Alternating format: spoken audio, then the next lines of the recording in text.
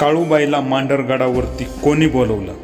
काळूबाईने मांढरगडावरती आल्यानंतर काय केलं आणि काळूबाई कोणाचे रूप घेऊन मांढरगडावरती आली होती याविषयी संपूर्ण माहिती आपण आज पाहणार आहोत। जय शिवराय मंडळींनो, तर स्वागत आहे तुमचं एक नवीन व्हिडिओमध्ये। तर आज आपण जाणार आहोत मांढरगडावरती। या ठिकाणी जाऊन आपण मांढर देवीचं म्हणजेच काळूबाईचं दर्शन देखील घेणार आहोत। पण ह्या गडावरती मांढर देवी कशासाठी आली आणि कोणी बोलवली याविषयी एक आख्यायिका सांगितली जाते। ही आख्यायिका आपण या व्हिडिओमध्ये संपूर्ण पाहणार आहोत। त्याविषयी जी माहिती आपल्याकडे आहे ती संपूर्ण माहिती तुम्हाला सविस्तर या व्हिडिओमध्ये पाहायला भेटेल। तर व्हिडिओमध्ये शेवटपर्यंत तुम्ही आमच्यासोबत असेच राहा। अजूनही तुम्ही आमचा चॅनल सबस्क्राईब केलं नसेल तर चॅनल सबस्क्राईब करून बेल आयकॉन दाबायला विसरू नका। चला तर मंडळींनो, जाऊया मांढरगडावरती। सतयुगात मांडव्य ऋषी गडावर यज्ञ करीत होते। त्यांच्या यज्ञ कार्यात लाख्यासूर नावाचा दैत्य त्रास देत होता। तेव्हा दैत्याचा त्रास कमी व्हावा आणि यज्ञकार्य सिद्धीत जावे म्हणून मांडव्य ऋषींनी महादेवांना प्रसन्न करून घेण्यासाठी तपश्चर्या करण्यास सुरुवात केली। तेव्हा महादेव प्रसन्न होऊन पार्वतीची प्रार्थना करण्यास सांगितले।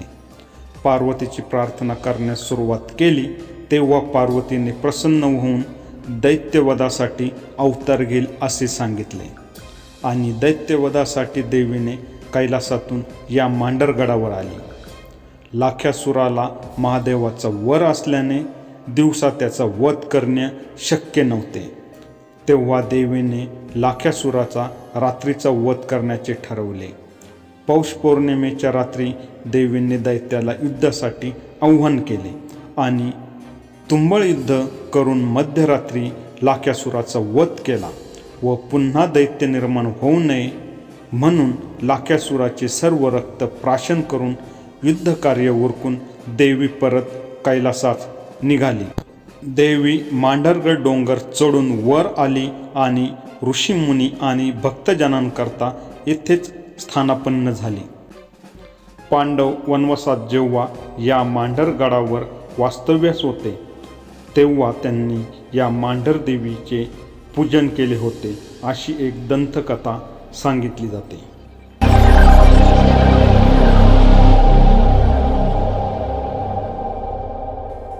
देवीने पौष पौर्णिमेच्या रात्री दैत्याचा वध केला आणि विजयी झाली म्हणून आजही पौष पौर्णिमेला देवीची मोठी यात्रा भरते।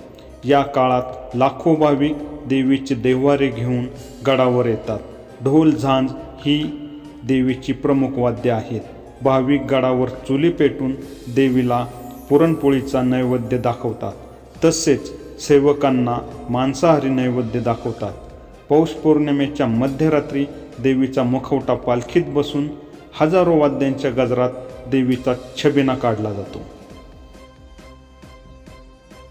लाख्यासुराच्या त्रासापासून मुक्त होण्यासाठी मांडव्य ऋषींनी देवी पार्वतीची प्रार्थना केली आणि देवी पार्वती कैलासावरून मांढरगडावर आली। या ठिकाणी येऊन लाख्यासुराचा वध केल्यानंतर देवी जाताना मांढरगडावरती स्थानापन्न झाली।